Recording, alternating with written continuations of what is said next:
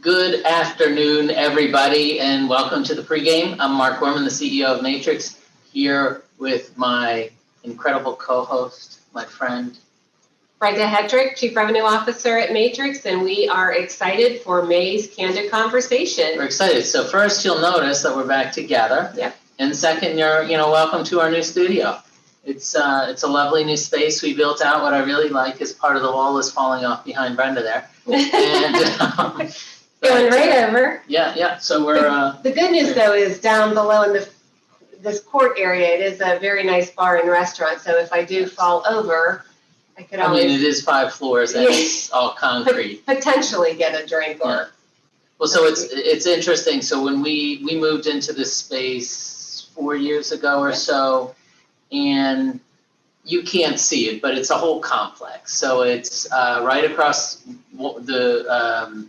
What is this, the Allegheny here? It is the Allegheny. Across from the Allegheny, right from downtown, or as they say here, downtown. Right. And it is, I believe, the complex is it used to be a shopping mall with several office towers and apartments, but the office components with the shopping mall, which is all offices now, are 1.4 million square feet of office space. So quite a bit.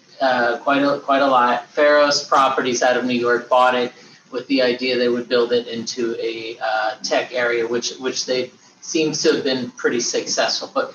And the courtyard, which we mentioned, which is all concrete, they've done things with it, like dress it up. But before, you used to walk across it because it's a kind of 60s, 50s looking area. I always thought, wow, I'm right in the film Clockwork Orange. Oh yeah. So I was a little freaked out. Yeah. They've greened it up, put some green areas and some cool things. It's a beautiful day in Pittsburgh. As Mark indicated, we're back. We have a tremendous candid conversation today, focused on regulatory. We have Eriq Gardner and David Oxenford. Anyway, we have great representation from folks from legal and the Hollywood Reporter talking about regulation, what's to come, what's going on, how we see the media industry, not just local broadcast, but digital, the whole gamut. Very exciting topics, and I'm looking forward to a great candid conversation. Well, I'm incredibly excited. As you know, I'm also an attorney. Regulation is a big, well, depending how you look at it, you could say it's a big hindrance or it's a big protector of the industry. Probably a bit of both. But I think from our perspective, yes, we are a technology company, but we like to think of ourselves as part of the media industry because it's our sole focus. We also understand the issues that our customers, our prospects deal with as they compete against particularly the FANG, well, I guess not Netflix so much, but against the rest of FANG, who really isn't regulated. So I think it should be a really interesting, informative conversation. And I'll tell you too, they're very funny. So I think there's going to be some humor thrown in there, which is wonderful. Quickly before I know we've got a couple other things to talk about, but June's conversation will also be quite interesting because everyone in there is a customer. We've got great representation from Scripps, from Nexstar, and the Weather Channel, which is our newest customer. So we're very excited to have they're all gentlemen talking to us in June. So putting a little plug in for June's conversation. And I would be remiss, as I think everyone who sits in on or has participated in the Candid Conversations knows, I'm a huge sports fan. I think they also know Pittsburgh maybe hasn't had a lot to cheer about the past, 12 months, but we do have the Pens in the playoffs. And shout out to, I'll just say Matrix employee Ryan Moore. This might look familiar. We decided we did steal it from your desk, so we hope you don't mind. We'll put it back. We'll sterilize it before we put it back. We'll put it back, and I'm fully vaccinated and have been. So, but we'll put it back. And he did have a Santa hat on, so I'll make sure that I put it back the way I found it. Yeah. But thank you, Ryan, for allowing us. We're going to try to do it without Ryan knowing, but we figured since we put it right in there, televised to millions of viewers at home, so we had to put it back. Now, I want to turn to a serious question. Well, before I jump into that, the highlight of my watching television over the last couple of weeks, I got a call from my sister, not this Sunday, the Sunday before, but they were they always watch SNL, which I don't watch, but there was a skit called Moderator, if you're familiar. Now I'm from Philly, and why I generally don't care about Pittsburgh sports teams. I do like the Penguins. It's the one team in Pittsburgh that I really have a lot of respect for them and really hope they do well, and I'm rooting for them. And but Moderator, is making fun of the mayor of Easttown and the whole idea of like getting this, the Philly accent. Though I did find it annoying, as I told Brenda. So first of all, I'm from Philly. I can do a Philly accent, and we don't call your daughter Dirter. It's like you have an accent, might be, oh, my daughter, she's out there, but you wouldn't say Dirter. So that annoying. And talking about Googling words, SNL, jagoff is a Pittsburgh term, not a Philly term. So I just want to make that correction. But now I have a serious question for you. Let's hear it. It's a riddle, and I had trouble figuring out this riddle, but I think you'll know it. What do you get when you get two young girls, a cupcake shop, and no money? Oh, I do know this. Two broke girls. Yes. I'm not sure if you're familiar. I do watch that. Is it on in the morning? Like sometimes when it comes on, I know Everybody Loves Raymond is. Oh yeah, is it's on there TBS. Yes. And I have to say, watching some of these older shows, I still belly laugh. It's pretty funny though. That show is filthy. In fairness, it's pretty filthy. But I only laugh because that was an SNL skit from years ago, and I still find it funny. We do laugh. How about movies? Theaters are opening up. We're getting back to normal. Have you been to the movies? I have not. I have not. I've been watching. I didn't watch all. I've watched some, and I have paid, a couple movies the full price to watch. On at home, but I have not been back to the theater, and I don't know that I will. Given it's night, like the weather's changing, it's theater to me is not something we always do in the summer. It's unless the weather's inclement, but like a really? thing. Yeah, I mean, I just feel like we're outside more. I like if the you summer can movies. be in summer movies. I'm not just like them, of course. I remember seeing Mission Impossible, the last one. It's been a while in the summer to see the movies. Well, I think the reason I like it, now again, I'm not from here, so I will tell you the summers in Pittsburgh are amazing. So you do go out a lot.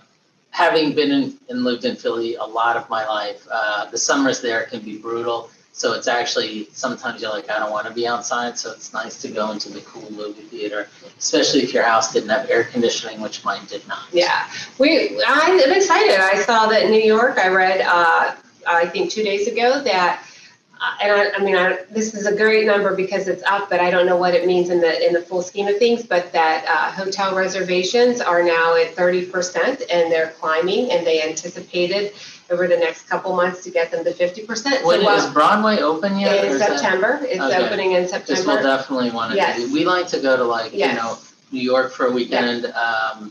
My best friend actually from high school, Wendy Razzo, her name now, Hoffitz in high school.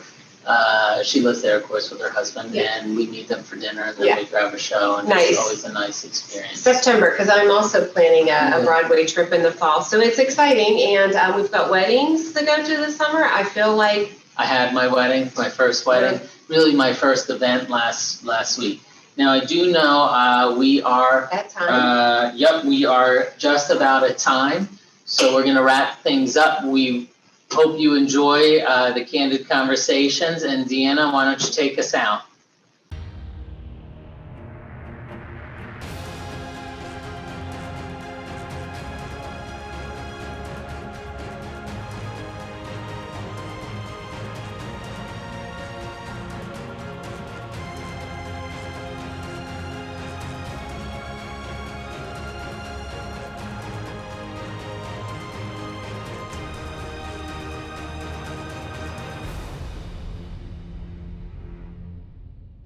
Well, hi there, everybody. My name is Tim Hanlon, and I welcome you to the proceedings for this month's Candid Conversation. And I am honored to have not only you as an audience out there, our two guests this week, who I'll introduce in a second.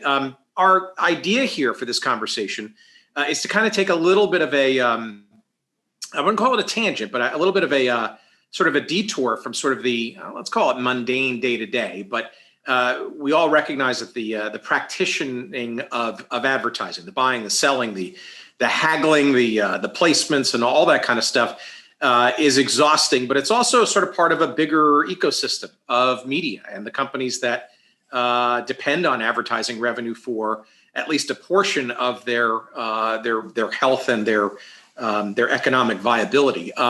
But we also realize too that, and we focus a lot on these issues at Vertere Group, where yours truly is chief cook and bottle washer, around sort of the bigger pictures of things, right? And legal and regulatory and even judicial issues absolutely have significant roles to play and literally are as timely as today's headlines. And to not understand what some of these issues are percolating either in the background or potentially in the foreground, as well as their impact on relative day-to-day practicing of what we do as media professionals is not only important, but frankly crucial for understanding where we all sort of fit in this landscape and what might happen.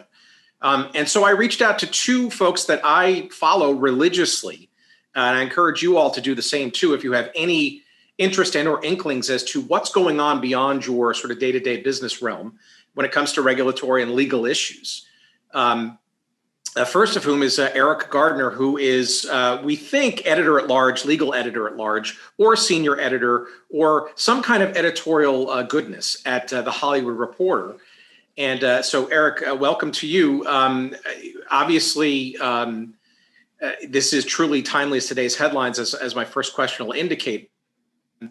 I don't think there's anybody really sort of in the Hollywood or entertainment or media community that sort of follows the issues that are going on sort of in the courts and some of the more substantial issues than you. So I appreciate your being part of this conversation. And then, of course, David Oxenford, who not only is a partner at Wilkinson, Barker Knauer, I think I said that right, or is a hard K? No hard K, Knauer. You got it right. There you go. Well, it's first time today, I assure you that.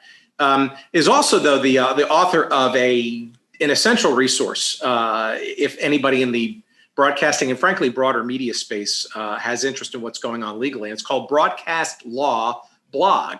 It's the Broadcast Law Blog, but it's broadcastlawblog.com.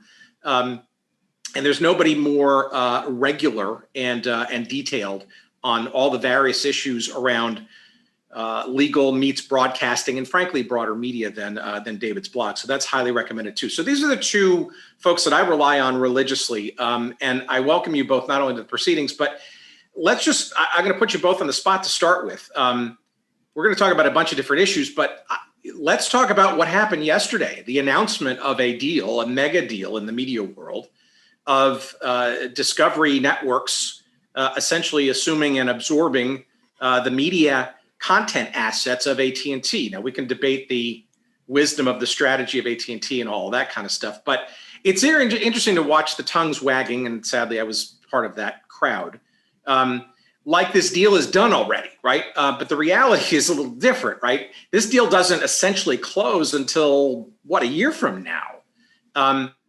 Let's just throw that out there, and frankly, as a piece of evidence, what do you all make of that deal, not from a strategy point of view, but from a, say, regulatory and or concentration of power and judicial kind of framework of all this? Is this thing going to pass muster, do we think?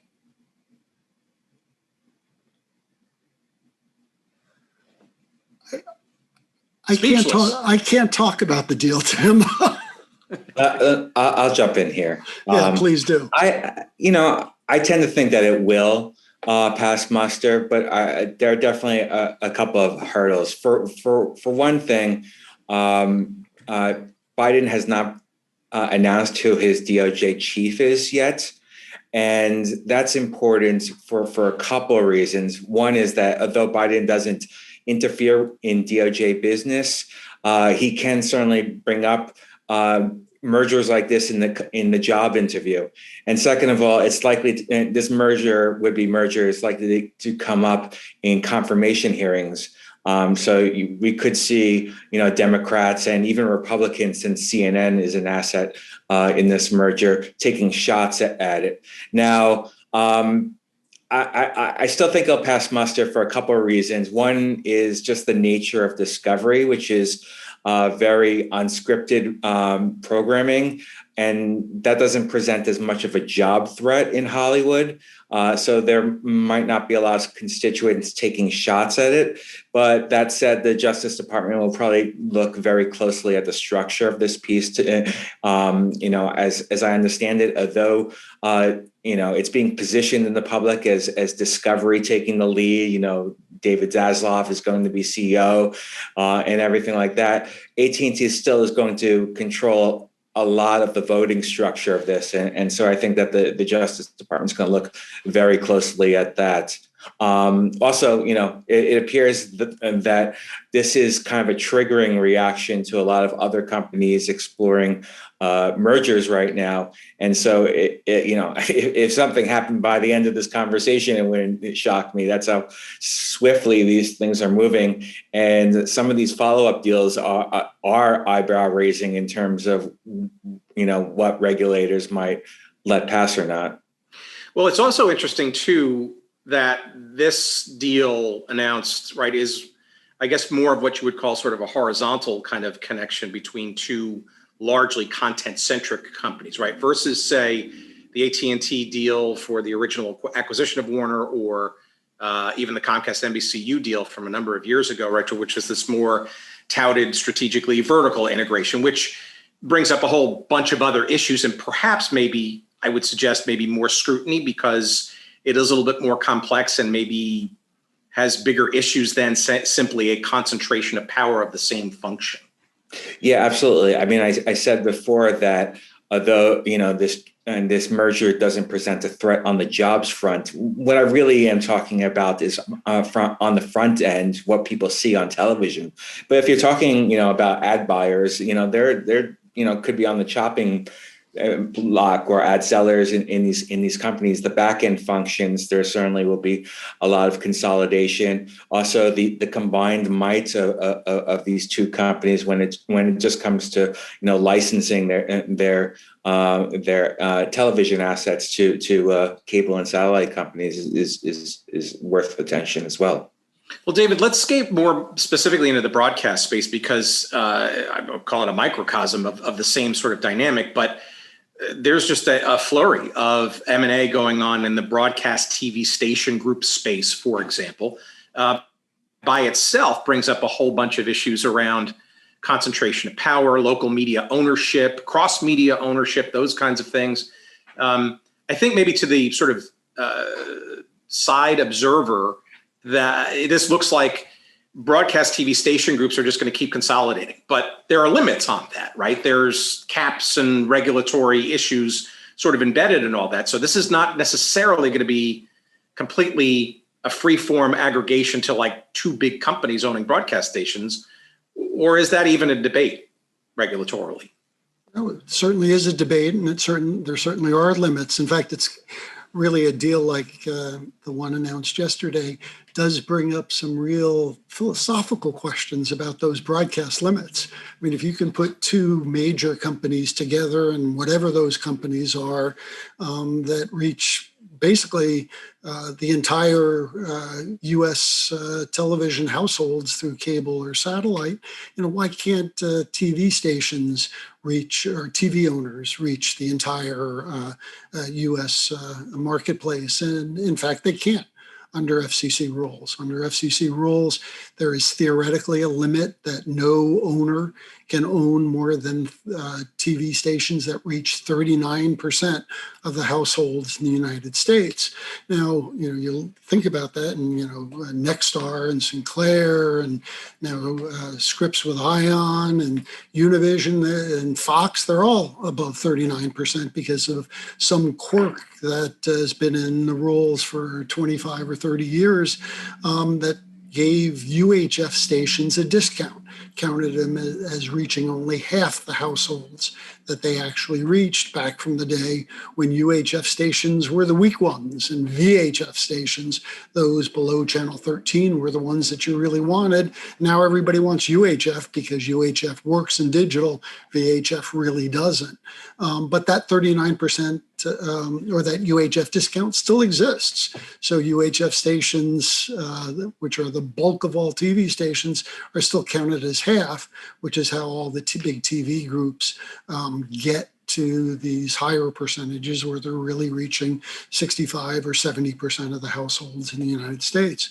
There were proposals in the last FCC to even do away with that, to make a declaration that we shouldn't even worry about the theoretical 78% cap if every station was a UHF, or to get rid of that cap entirely, even though the FCC may not have authority to do that. They were thinking about doing it. They never got around to finishing that rulemaking. And I just don't see a Democratic-led FCC loosening up on those rules. So TV owners, I think for the foreseeable future, are going to be restricted, the big guys, probably near those caps that they're at right now. So let me take those two things and maybe actually shake them vigorously together.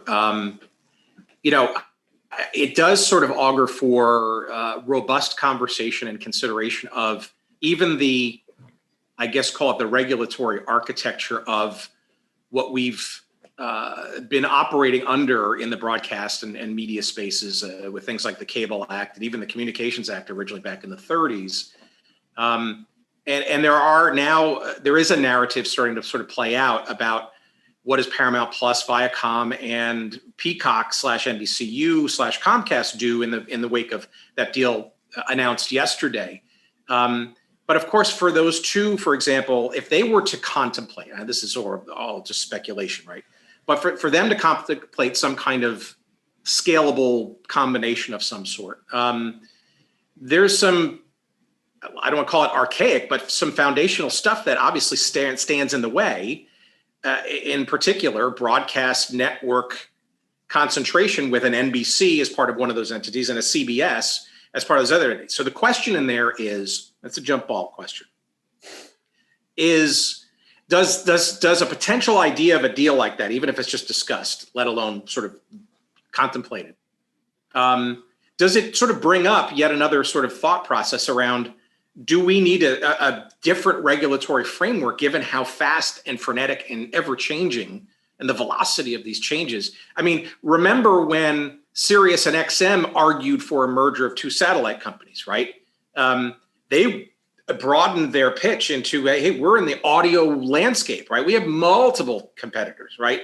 But, the more narrowly logical person would say, look, there were only two satellite companies, so why would you merge the two and get rid of competition? So I guess in there is, are we maybe at the beginnings of contemplating a rethink of what stations and broadcast networks and affiliate relationships and the caps of such? Because I've heard a lot of people in the broadcast community say 50% of our ads are going to tech companies. So should we be considered as that as our competitive set versus other broadcasters? No question.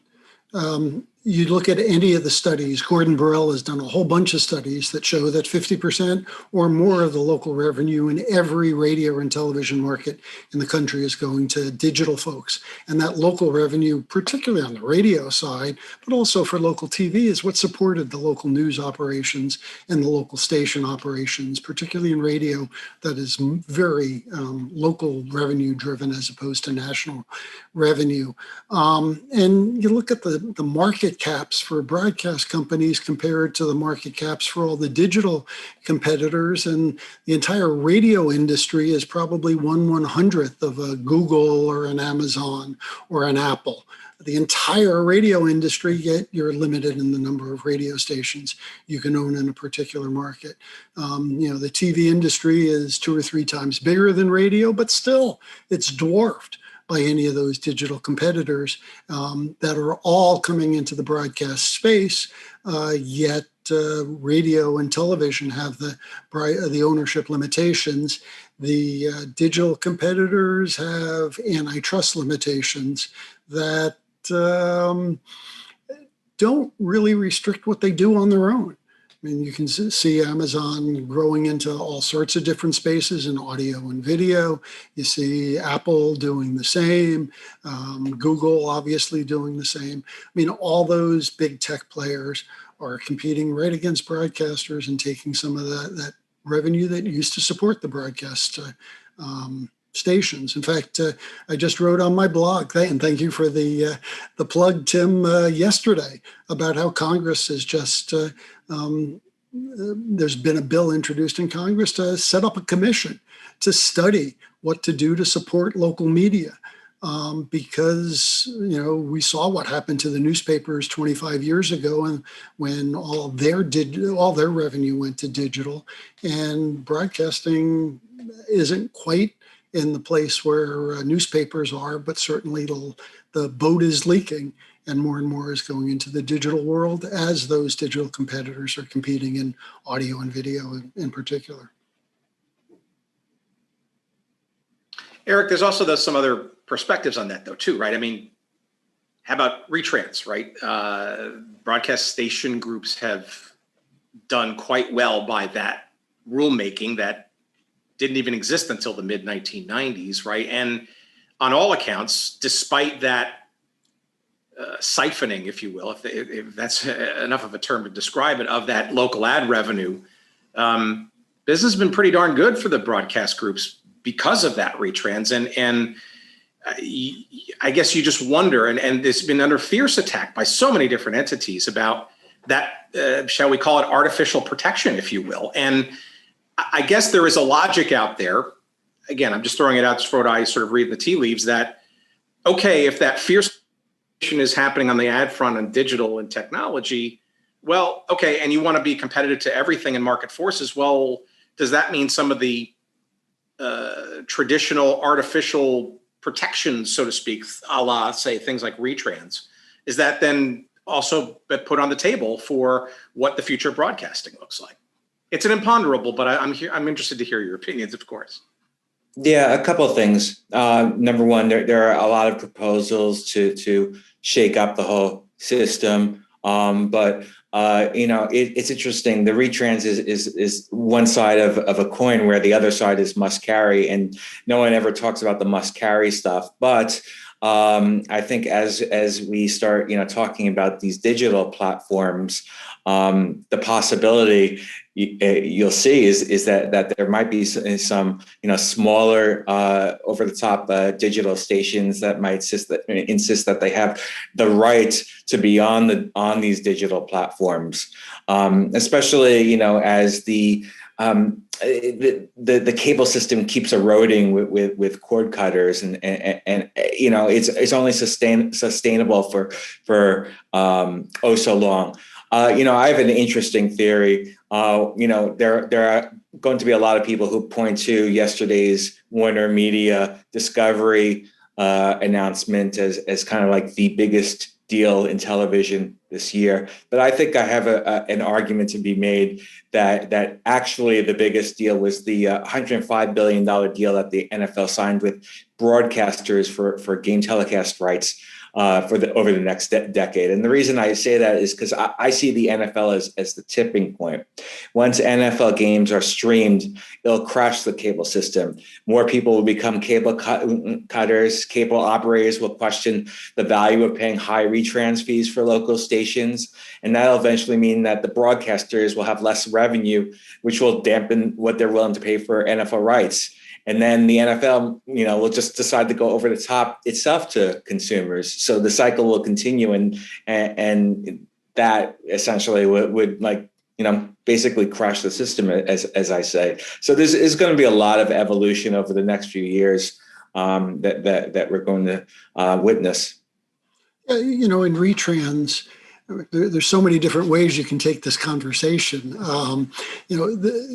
Eriq, you mentioned must carry. Must carry really just applies to the small independent stations that that wouldn't necessarily be carried by the cable or satellite systems the law gives them the right to demand that they be carried by the local cable or satellite systems.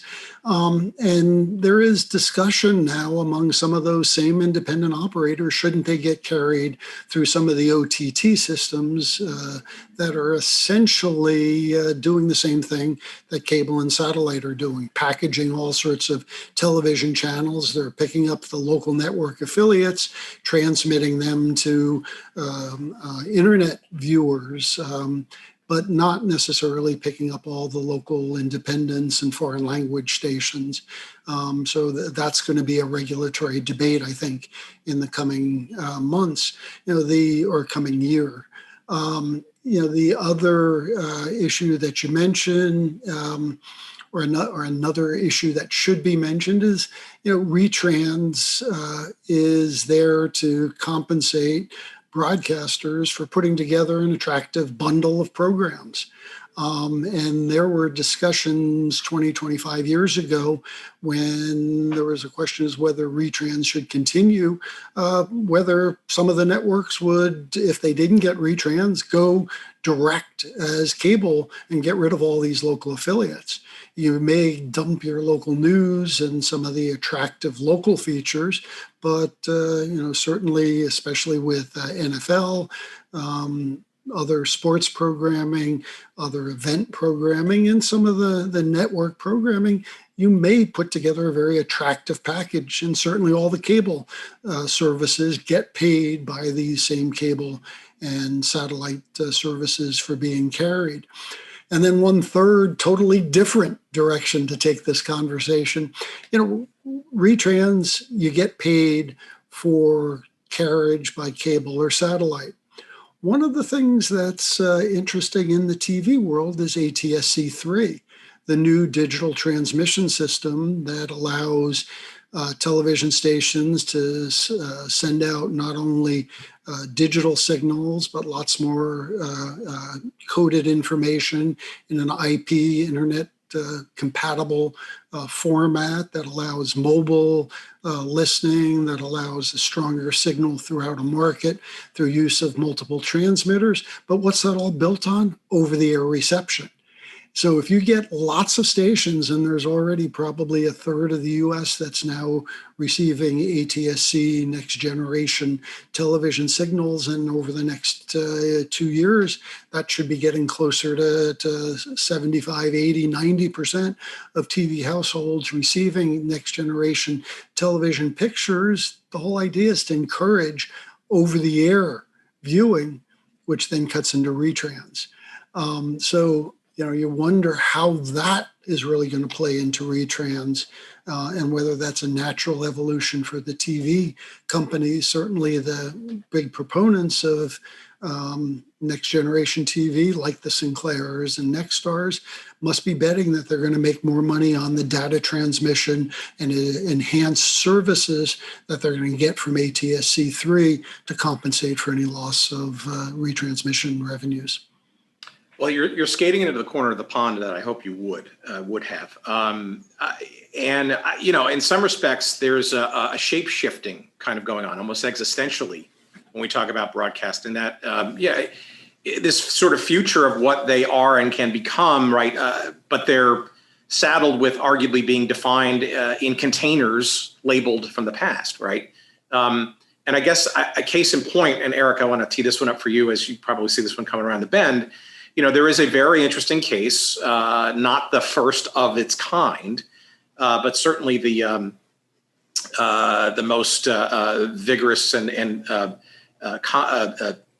immediate right now, and that's this case around this thing called Lowcast, which essentially is trying to enable broadcast television signals to be accessible in a digitally friendly environment.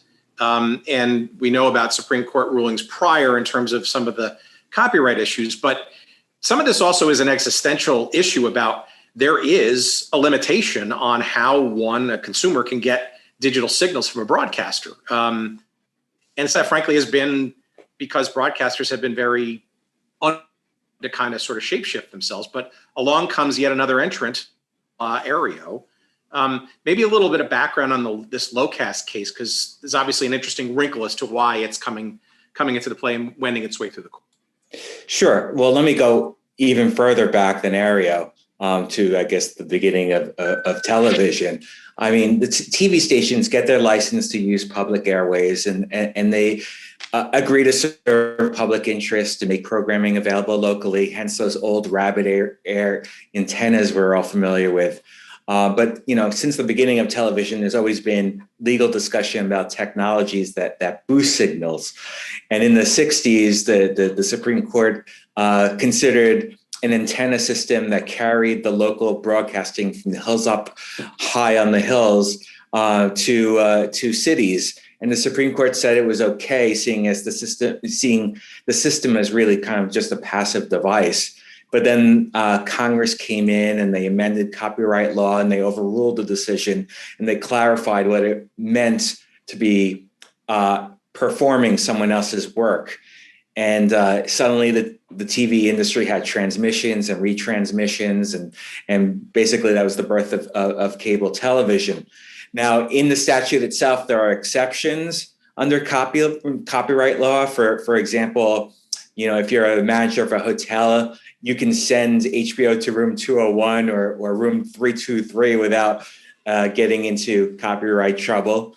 And most of the recent court cases over this, focused on, Congress's intent with defining performance as well as those exceptions. The Eriq case a few years ago was when the High Court looked at antennas that were supposedly being rented to individual users, along with a digital recording technology that essentially captured the TV program and delivered it to users' computers. Eriq, insisted that it is really like the user who is directing these transmissions, but the Supreme Court, basically saw Eriq as doing pretty much what a cable operator does. So Locust has now come along and is attempting a similar system to Eriq, but with one major difference.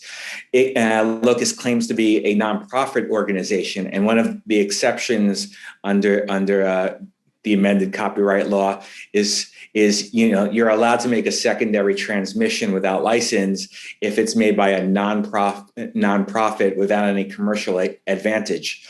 And the parties are kind of debating right now whether Locust is indeed a nonprofit. They ask for donations from their subscribers, and if you don't donate, you can still use Locust, but every 15 minutes it'll interrupt the transmission and remind you that you haven't made a donation. And if you still refuse, it basically reboots the system. Locust also gets some donations from cable and satellite companies, and so broadcasters see it as kind of like a Trojan horse. And I believe that Dish has even experimented with embedding Locust within Sling. So anyway, a judge now has to decide its legality, and if it's kosher, it becomes a lot easier to see your local NFL team without subscribing to cable or satellite, or running down to Best Buy and buying those rabbit ear antennas. So, unless the Congress intervenes again, like they did in the early 70s when the original cable systems were deemed to not be subject to copyright laws and requiring retransmission consent. So you can always see Congress stepping in. Yeah, and irrespective though of the specifics of that case and the potential nonprofit sort of defense / loophole, so to speak, why do you think people keep trying to kind of bring broadcast signals into sort of digital transmission and delivery, right? Obviously, there's something of value there, but in my mind, it also kind of speaks to, especially given how fast and frenetic streaming generally has gotten traction as a mainstream activity in consumers' behaviors. It almost feels like broadcast stations and groups are somewhat lagging in terms of delivering in the form and manner that most consumers are getting extremely comfortable with. I don't think that they're lagging. I think that they extract a lot of money from selling the retrans rights to their stations, and there's this other method for getting local stations, the rabbit ears, and so some people, smart people, are saying, well, if you can turn on the TV and do the rabbit ears, then you should be able to just digitally be able to stream these stations, and so let's try to figure that out and bypass the whole cable system. So I think one part of the industry is entrenched and trying to hold on to what they got. There's this other sector who's trying to move things digitally, but that has a lot of repercussions, and so you get this tension. I think it also goes back to sort of structural issues and issues in the copyright law. It's very easy, or at least established, how a broadcaster gets the rights to broadcast certain programs and all the contents of those programs, and how cable systems and satellite guys get the right to retransmit it with all the various rights that are associated with all those programs, like music performance rights and everything else. There's all established systems for a broadcaster to stream on the internet all their programming. They just don't have the rights to put together their syndicated programming, their network programs, the music and all those programs, to just start streaming it themselves, because a lot of the content providers have made other arrangements for the internet delivery of a lot of that content. So, the broadcaster can put up their local news, and most of them probably do make that available. They can put together, their morning show or other local programming they do, and they do stream all that.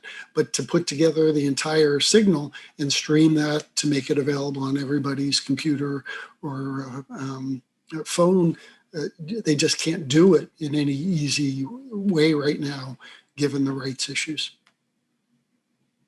Let's do a 45-degree turn here into the general realm of advertising, because it's very interesting that sort of three of the most robust categories in advertising, whether it's broadcast, local, at all, is frankly almost directly a result of legislative and judicial decisions over the last 10 years or so, one of which is political advertising and the Supreme Court's ruling that companies essentially can make, if you will, donations as quote unquote individuals, so to speak, as essentially people, if you will, and deregulation of things like cannabis and gambling / sports betting, right?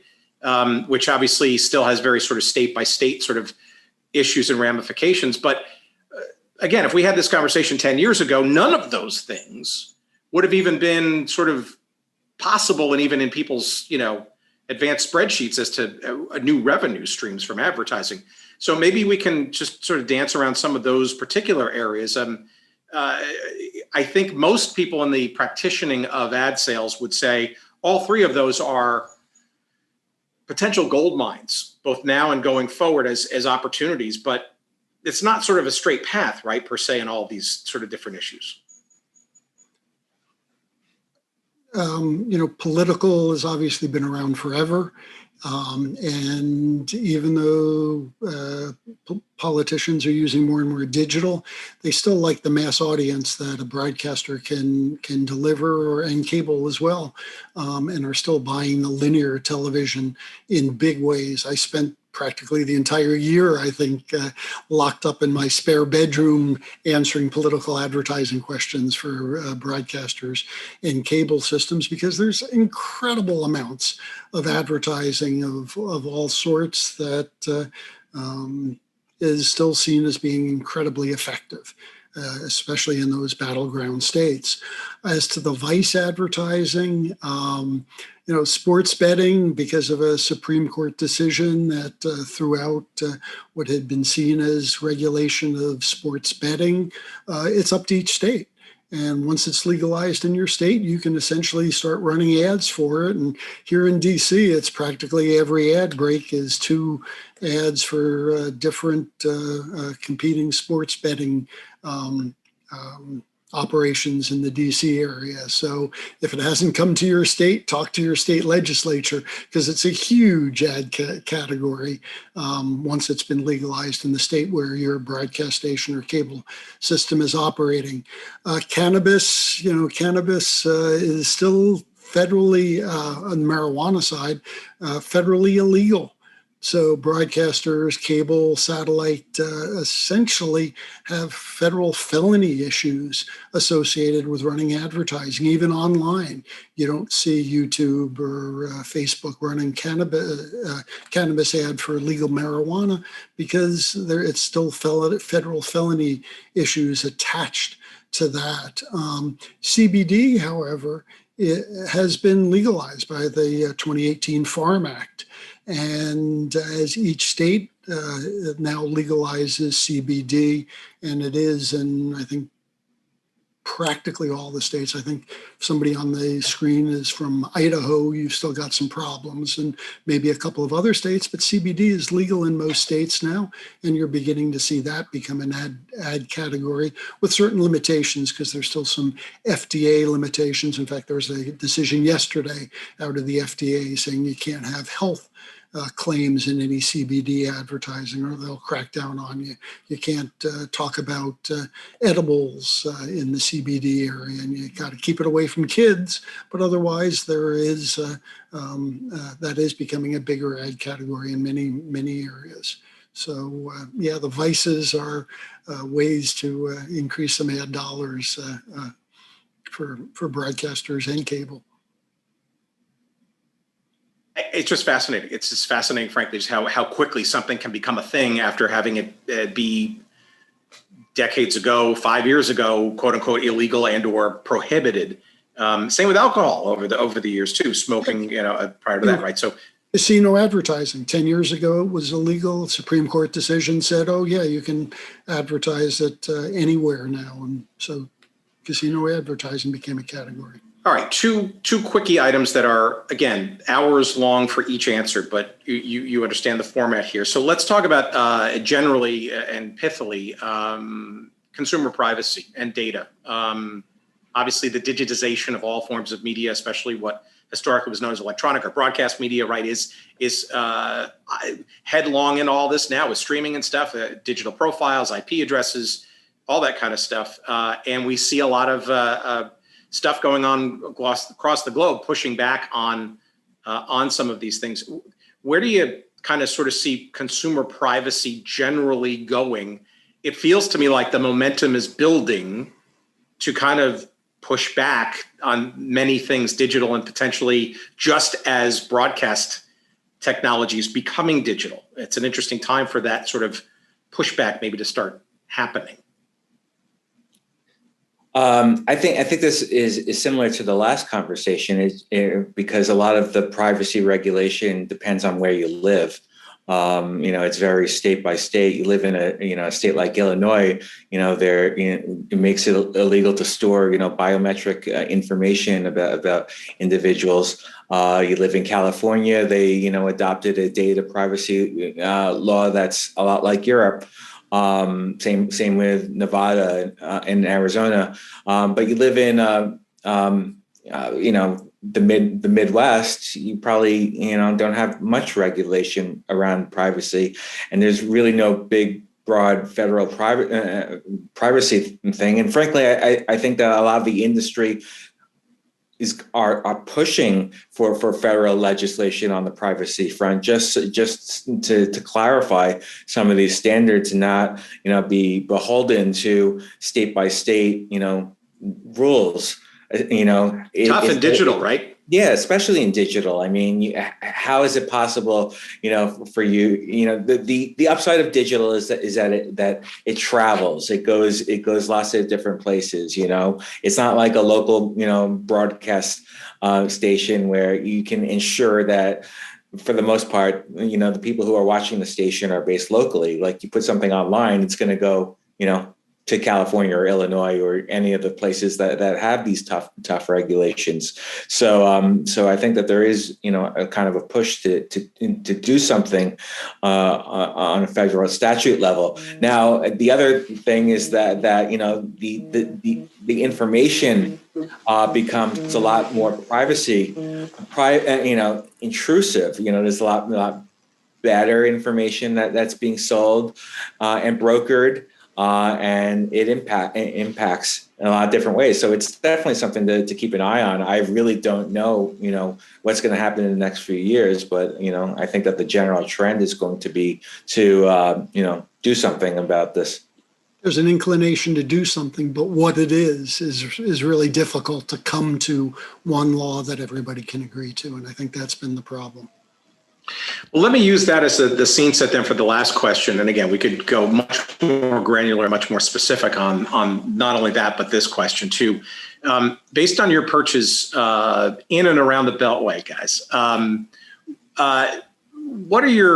what's your reading of the tea leaves for general sort of regulatory environment, right? That can be as specific as the FCC when it comes to broadcasting, for example, or just generally when you think about the judicial system and the Supreme Court, tilting more conservatively.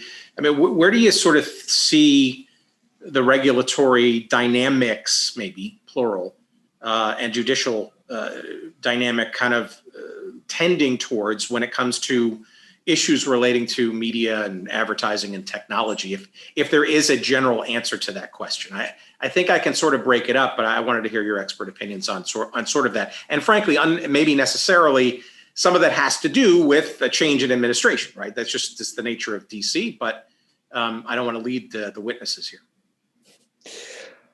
Honestly, I think that the big discussions over the next few years are going to be over jurisdiction. As the industry kind of gets more digital, the question is whose role is it to regulate? Is it the FCC? Is it an antitrust role? Is it the role of the states? Do the agencies have enough room to interpret regulations and step in and do that sort of thing? I think right now we're at a place where a lot of the stuff that's happening, in the content industry and the media and the news media industry is happening beyond the oversight of the traditional oversight of a lot of agencies. And I think that there were attempts at correcting that through net neutrality or whatever. But right now it seems like there's just a lot of things that have kind of dodged the scope of her view. One of the more interesting conflicts right now, I think, is the one between Roku and YouTube TV. In some ways that looks like an old conflict between a station and a cable operator over the pickup, but the difference is that there's absolutely no one who right now who is tasked with like being the referee there. So I think that's kind of the biggest conversation that's going to have to take place, especially in the next few years while the Democrats have power. Are they going to assert themselves and try to, make it their domain again? I think to take this question again in a different direction, I think the FCC is not going to change any ownership rules, or at least nothing significant, so that limits on broadcast ownership are going to stay in place. In Congress, where I see the big fight is going to be on tech regulation. I think, again, this is a place where everybody agrees that there needs to be some regulation of some of the big tech companies that includes issues like advertising, like the limits on liability that they have for posting third-party content, like on some of the copyright issues. Everybody agrees there needs to be changes, but again, there's no unanimity as to what those changes should be, but there's going to be lots and lots of debate about it. And you see some of the traditional representatives of traditional media companies getting involved, pushing for that regulation. And you see even the tech companies themselves, like Facebook, running ads on TV every night saying that there should be regulation of Facebook because it hasn't really been regulated in over 30 years, almost 30 years. And, I agree with Eriq that there is going to be some structural issues. The FTC has already been asking for more authority. Then there was a court case a couple of weeks ago that limited their ability to impose monetary fines in connection with consent decrees that they reach. They've been looking for increases in their authority. The Copyright Office has been looking for structural changes in its operations. The FCC has never really been tasked with regulating the content on digital media platforms, and that could change over time too. So there certainly will be those jurisdictional issues, but on the couple issues that I mentioned, I do see some debates moving forward here in the next year or so. And last quickie exclamation point, guys. We see concepts coming out of Congress all the time, some of which have teeth to them, some of them don't. Do we ever envision in our lifetimes, short-term or even longer-term, a revisit of stuff like the Communications Act, the original that sort of set the framework, or even the Cable Act, which arguably is very different than the landscape we live in today, even though it was only 30 years ago since that passing? Because frankly, a lot of this we'll be talking about for the last 45 minutes, it does bring up all these sort of bigger issues. It's like, well, when do we kind of reset the realities and have some legalities and regulatory alignment with where the world really is right now? I think most people, if not all, on both sides of the aisle would argue the laws aren't necessarily designed for what we live through today. I know that's kind of cyclical and not just in the media industry, but any thoughts about revisiting those things, or is that just a bridge too far? There's always discussions, but a comprehensive review takes a real long time. Although the other side of the coin is the 1996 Telecommunications Act that did make a lot of changes, actually came through quite quickly. It came together quite quickly because a bunch of companies wanted a bunch of changes and managed to push them through Congress and had support from both sides of the political aisle. These days, getting support from both sides of the political aisle on anything is really difficult, no matter how big the companies are that are pushing for it. So, I'm sure it'll be talked about. I don't see it in the short term, the next year or two, maybe in the long term. It's always kicked around, and something, you're right, does need to happen. Yeah, I mean, there's a lot of talk right now about amendments to the Communication Decency Act. That could be one inroad towards that, but it's hard to see a kind of comprehensive review when it seems like the administration and many people in Congress have higher priorities at this moment. Well, for our highest priority should be following both of these gentlemen and their work. Eriq Gardner, who is the legal editor at large at the Hollywood Reporter. You can follow him on Twitter at Eriq Gardner. That's Eriq with a Q, Gardner, Gardner. And obviously bookmark and follow his writings. Anything that has to do with wending media issues through the court system, et cetera, Eriq is the guy to follow and absorb. And then David Oxenford, again, partner Wilkinson, Barker, Knauer, and the blog that you need to add to your RSS feed is broadcastlawblog.com, all one word. And you can also follow David at David Oxenford, Oxenford, on Twitter as well. Guys, thank you. This has been great. I look forward to the other 4 hours of our conversation, but sadly not here. But thank you all for listening. Hopefully it was educational. I, as always, learned a lot. And thanks very much, guys, for your time and energy. And we'll look forward to seeing you again sometime, hopefully sooner rather than later. Thanks, Tim, and thanks, Matrix. Thank you. Thank you to Matrix, and thank you all for listening and watching. And until next time, this is Tim saying bye. And again, thank you also to Matrix for allowing us this forum for this conversation. Have a nice day, everybody.